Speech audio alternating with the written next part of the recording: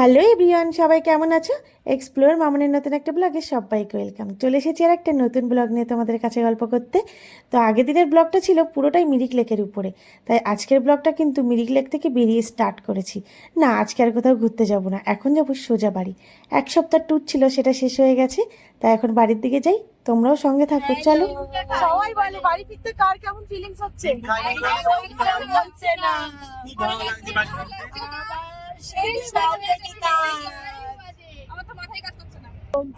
কাল থেকে গাইজ একদম কর্মশিক্ষা রোজ নামছা, রেগুলার বেসিক ঘর ঝাড় দেওয়া, বাইক নিয়ে কাজে বেরোনো, এগুলোই যেন হতে থাকে। তুমি কি ঘর ঝাড় দিতে দাও তারপরে বলে খুঁজে বেরোতে? ভাই সবার ক্ষেত্রে বলছি। ফাইনালি আমরা একদম সমতলে নেমে এসেছি। মনে বড় ব্যথা, বড় দুঃখ নিয়ে আবার কবে আসবো জানি না, কিন্তু আসবো তো। আবার দেখা হবে আমাদের সবার একসাথে। আবার কবে দেখা হবে তবে? 28 এপ্রিল 28 এপ্রিল 2026। তখন পাহাড় আমাদের, মানে আমরা পাহাড়কে টাটা দিচ্ছিলাম, এবার পাহাড় আসছে আমাদেরকে সিলক। সেটাই। আমাদের দাদা এই সুযোগে একটু ভালোভাবে ঘুমিয়েও নিচ্ছে, সাথে সাহেবও তাল মেলাচ্ছে। সাহেব কোথায়? জি সাহেব।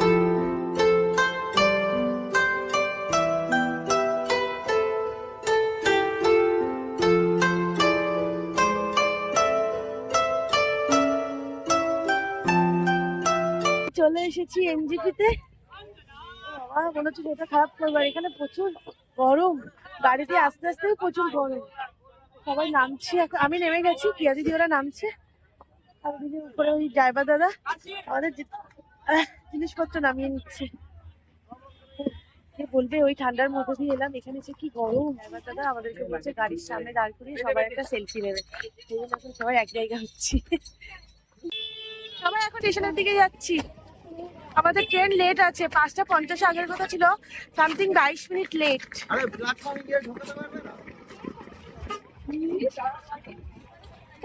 বাবার লাগেজটা নিয়ে যাচ্ছে বলে ওর মাকে তো আর রাগ দেখাতে পারছে না, আমার ক্যামেরার দিকে তাকিয়ে রাগটা দেখাচ্ছে। পাহাড়েই উঠছি, এত হাঁপিয়ে গেছি স্টেশনে উঠতে। চলে এসেছি এখন ব্যাক টু কলকাতা। মন খারাপ বলো? হ্যাঁ, গাড়ি থেকে নেমে স্টেশনে উঠতেই আমি হাঁপিয়ে গেছি, জানো তো। তারপর দূর থেকে দেখলাম আমাদের ট্রেনটা দাঁড়িয়ে আছে। সবে ট্রেনে উঠলাম, আমাদের ট্রেন আছে 5:50। এখন ব্যাক টু কলকাতা। আমরা উত্তরবঙ্গ এক্সপ্রেসে উঠেছি, খুব গরম লাগছে। আর এদিকে সুমন ট্রেনে উঠেই চা খেতে শুরু করে দিয়েছে। বেরিয়ে আমরা মিরিকে গেছিলাম, আর দেখলেই তো মিরিকে যাওয়ার পথে গাড়িটা খারাপ হলো, ওখানে টাইম আমাদের নষ্ট হয়েছে, তার জন্য মিরিকে বেশি টাইম কাটাতে পারিনি। তাড়াতাড়ি করে কোনো রকমে খেয়ে আমরা এনজেপি স্টেশনে চলে এসেছি। ট্রেনে টাইম হয়ে গেছে, যার জন্য আর কি আমরা সন্ধ্যাবেলা স্ন্যাক্স বা রাতের খাবার কিছুই কিনতে পারিনি।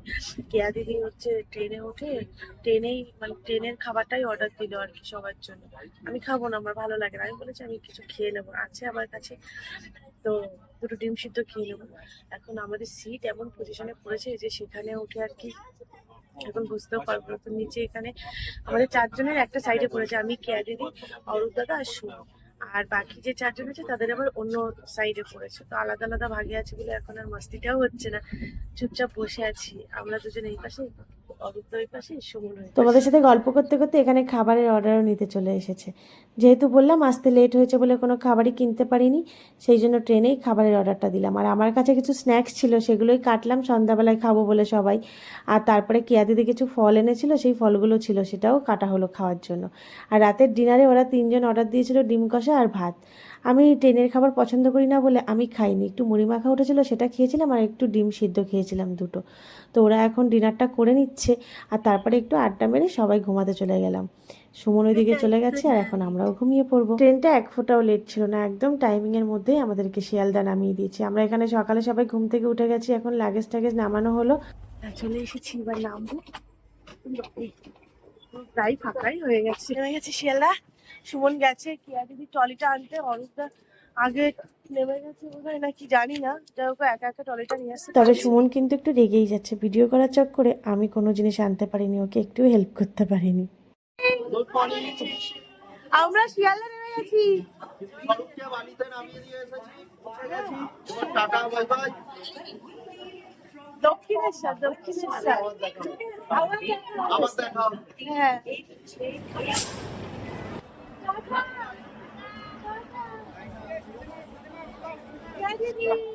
ট্রেন থেকে নেমে স্টেশনে পা দিতেই সবাই আলাদা হয়ে গেলাম, যে যার লাইফে এবার থেকে ব্যস্ত। কিভাবে দিনগুলো কেটে গেল না। তো চলো, সবাই বাড়ির দিকে ফিরছে, আমরাও এখন ক্যাব বুক করে বাড়ির দিকে রওনা দিচ্ছি। এখানে বাড়ির সামনে চলেও এসেছি। বাড়ির সামনে ক্যাবটা দাঁড়িয়ে আছে, এবার লাগেজ টাগেজগুলো বের করবো, সোজা আমি চলে এসেছি। এখন একটু ফ্রেশ হয়ে নেবো। লাগেজটা, এই লাগেজটা উপরে দিয়ে গেছে সুমন, আর ওর পিঠে যে ব্যাগটা ছিল সেটা হচ্ছে ওর নিচে নিয়ে যাবো, নিচে ফ্রেশ হয়ে যাবে। আর আমি উপরে চলে এসেছি, আমি উপরে ফ্রেশ হয়ে নেবো। চলো একটু ফ্রেশ হয়ে তারপরে আবার গল্প করবো। তোমরা দেখতেই পেলে আমি ভীষণ টায়ার্ড, একটু রেস্ট নিয়ে নিই, ততক্ষণে স্কিপ না করে আমার পুরো ভিডিওটা দেখো। আর তোমাদের সাথে খুব শিগগিরই দেখা হচ্ছে নেক্সট ব্লগে।